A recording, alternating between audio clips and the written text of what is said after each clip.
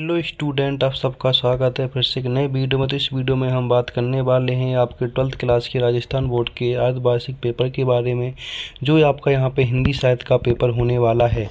तो यहाँ पर राजस्थान बोर्ड वाले जितने भी स्टूडेंट वो आप रेडी हो जाइए। आपका 12th क्लास का अर्धवार्षिक परीक्षा का पेपर जो आपका यहाँ पे हिंदी का होने वाला है, वो यहाँ पर देख सकते हैं हिंदी साहित्य का।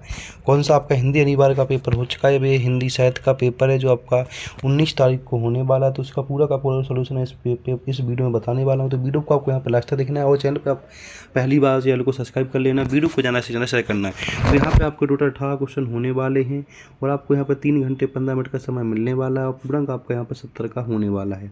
इसमें आपको रोल नंबर लिख लेना, आपका अंकों में यहाँ पे आपको शब्दों में रोल नंबर लिख देना है। इस तरह से आपका पूरा का पूरा हिंदी का पेपर कराने वाला हूँ और यहाँ पे आपका हिंदी का कोड है। तो राजस्थान बोर्ड वाले जितने भी स्टूडेंट हैं इस वीडियो को देखने के लिए एकदम रेडी हो जाइए, क्योंकि आपका यहीं से पूरा का पूरा पेपर आने वाला है, इससे बाहर कुछ भी नहीं आने वाला। जितना भी क्वेश्चन यहाँ पे बताने वाले सारे के सारे क्वेश्चन आपको यहाँ पे कर लेने हैं।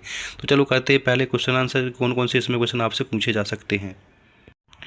तो यहाँ पे देख सकते हैं हम पहले प्रश्न की बात करेंगे। इसमें खंड का एक है जिसमें आपको पहला प्रश्न मिलने वाला है 5 नंबर का। इसमें पूछा गया निम्नलिखित आप पठित गद्यांश को ध्यानपूर्वक पढ़कर नीचे दिए गए प्रश्नों के उत्तर देने। मतलब कि ये जो गद्यांश दे रखा है इसको आपको पढ़ के नीचे दिए गए प्रश्नों के यहाँ पे आपको पूरे के पूरे उत्तर देने। तो यहाँ पे देख सकते हैं कि जो सबसे पहला ऑप्शन वाला यहाँ पे पूछा गया है, इस पूरे गद्यांश को आपको रीड कर लेना और नीचे के प्रश्नों के आपको यहाँ पे उत्तर देना। तो पहला जो यहाँ पे पूरा का पूरा ये गद्यांश यहाँ पे पूरा का पूरा आपको पढ़ लेना यहाँ से यहाँ तक, फिर नीचे वाले प्रश्नों के आपको यहाँ पे उत्तर देना। तो पहला प्रश्न इसमें पूछा गया वो देख सकते हैं आप यहाँ पे कि पहला प्रश्न इसमें क्या पूछा गया, उसकी हम यहाँ पे बात कर लेते हैं। तो पहला प्रश्न पूछा गया है कि उपयुक्त गद्यांश का उचित शीर्षक क्या रहेगा। इसमें उचित शीर्षक क्या रहेगा वो आपको यहाँ पे बताना देना है। तो यहाँ पे देख सकते हैं कि जो यहाँ पे लिखा हुआ है आपका क्या क्या बोलता हूँ, अपने बड़ों से श्रद्धा या आदर, पूजनों के प्रति आत्मीयता का प्रतीक बनाना, माता पिता के अतिरिक्त समाज के सभी वृद्ध अतिथियों तथा संतों को अपनी परंपरा के अनुसार प्रमाण करना मानव धर्म है। इसके बाद इस प्रमाण के संबंध में महर्षि मनु की मान्यता है। तो इस तरह से आपको पूरा का पूरा ये पढ़ लेना है। अब यहाँ पर देख सकते हैं प्रश्न देख लीजिएगा जो यहाँ पे प्रश्न पूछे गए हैं। तो यहाँ पर पूछा गया है कि उपयुक्त गद्यांश का उचित शीर्षक क्या रहेगा, भारतीय संस्कृति, इसके बाद परिणाम का महत्व, ठीक है, या फिर इसके बाद परिणाम का महत्व, या फिर आत्मीयता, या फिर यहाँ पे क्या होता है परंपरा का पालन। तो यहाँ पे क्या आ जाएगा, भारतीय संस्कृति आ जाएगा आपका, ठीक है। दूसरा प्रश्न पूछा गया भारतीय संस्कृति में बड़ा महत्व किसका है। भारतीय संस्कृति में बड़ा महत्व किसका है।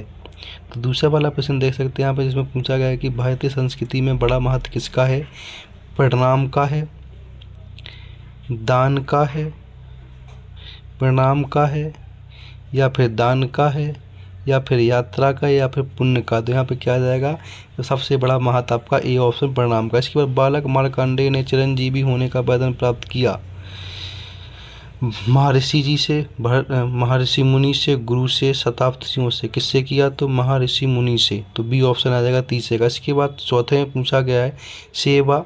चौथे में आपसे पूछा गया है यहाँ पे सेवा परिणाम से वृद्धि होती है। सेवा परिणाम से वृद्धि होती है किसमें, आयु, वृद्धा, यश या बल में, या आयु या बल में, ठीक है, इसके या आयु या बल में होती है, या फिर धन में होती है, या फिर यश में।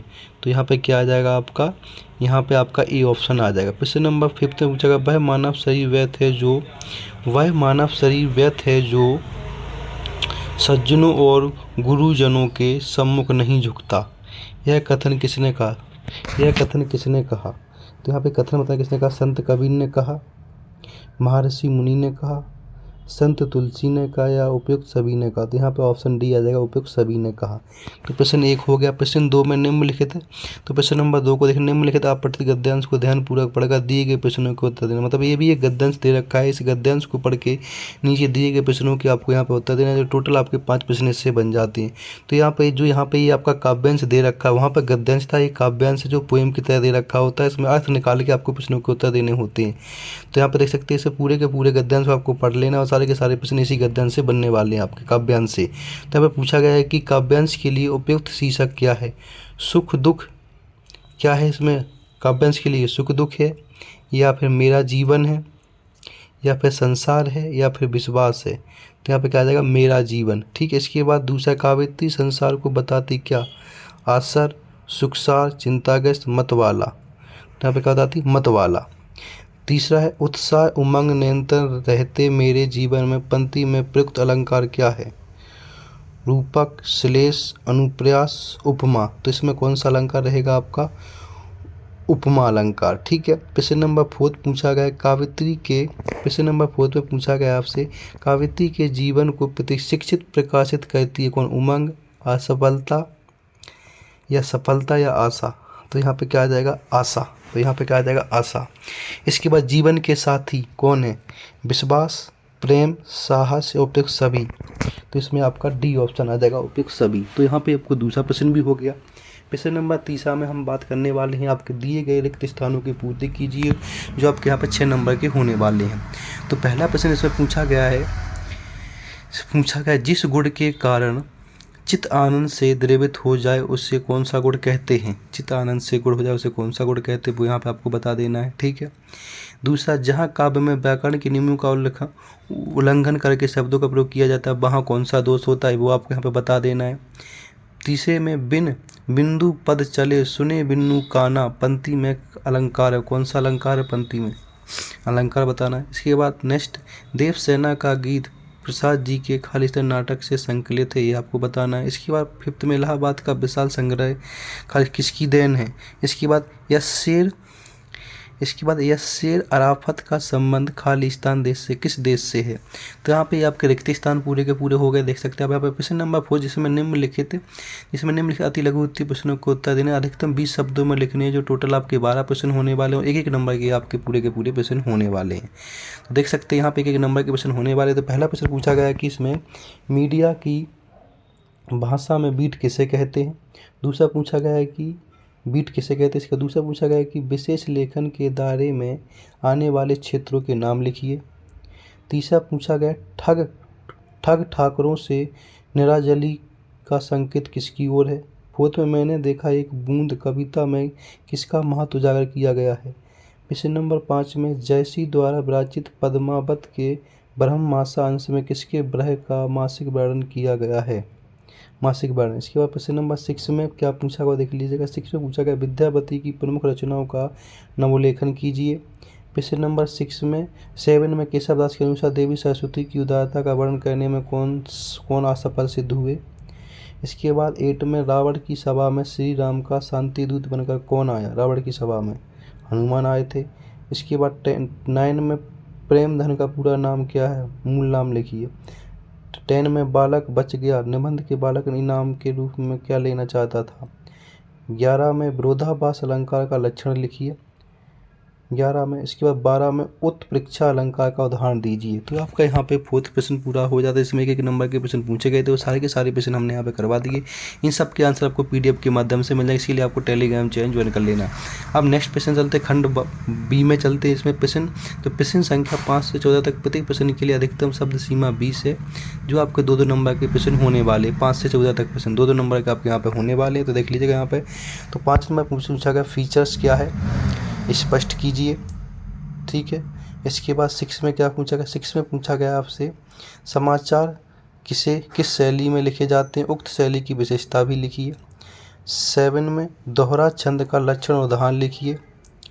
8 में सूर्यकांत त्रिपाठी निराला या ब्रजमोहन व्यास के व्यक्तिगत व कृतज्ञ पर प्रकाश डालिए। ठीक है। प्रश्न नंबर 9 में बनारस में बसंत का आगमन कैसे होता है, उसका बनारस पर क्या प्रभाव पड़ता है। प्रश्न नंबर 10 में बालक से उसकी उम्र और योग्यता से ऊपर के कौन कौन से प्रश्न पूछे गए हैं। 11 में भैंसों ने सूरदास की झोपड़ी क्यों जलाई, भैरव ने।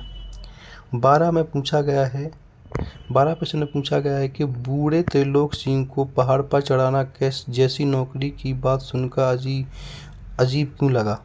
ठीक है। 13 में कुइयाँ किसे कहते हैं, उसकी विशेषता बताइए। कुइयाँ किसे कहते हैं, उसकी विशेषता बतानी। प्रश्न नंबर 14 में अब मालवा में वैसा पानी नहीं गिरता जैसा गिरा करता था, उसके क्या कारण है। तो ये आपके यहाँ पर 14 नंबर तक प्रश्न पूरे के पूरे हो चुके हैं। अब खंड C की बात करने वाले हैं, जिसमें हमें 2 प्रश्न दिए जाएंगे, 2 में से कोई एक प्रश्न करना। उसकी उत्तर सीमा आपकी 60 शब्द तक रहने वाली, वो 3 नंबर का एक प्रश्न रहने वाला था। 15 नंबर प्रश्न में क्या पूछा गया, बड़ी बहुरिया का संवाद हर गोविंद क्यों नहीं सुना सका। और हरगोविंद की मनोदशा का वर्णन अपने शब्दों में कीजिए। या फिर अथवा वाला में शेर कहानी के मूल भाव को स्पष्ट कीजिए। इन दोनों में से कोई एक आपको कर लेना है। प्रश्न नंबर 16 में तो हम 100 लाख बार बनाए इस कथन के संदर्भ में सूरदास के व्यक्तित्व का विवेचन कीजिए। अथवा में गर्मी और लू से बचने के उपायों का निर्माण कीजिए। इसके बाद 17 में कविता लेखन में किन किन बातों का ध्यान रखा जाता है इसके बारे में बताइए। या फिर कहानी के तथ्यों पर विस्तार से प्रकाश डालिए। ठीक है। इसके प्रश्न नंबर 18 में निम्नलिखित पठित पद्यांशों में किसी एक की प्रसंग व्याख्या कीजिए। अरुण यह मधुमेह देश हमारा। जो 4 नंबर के प्रश्न आपके यहाँ पे होने वाले।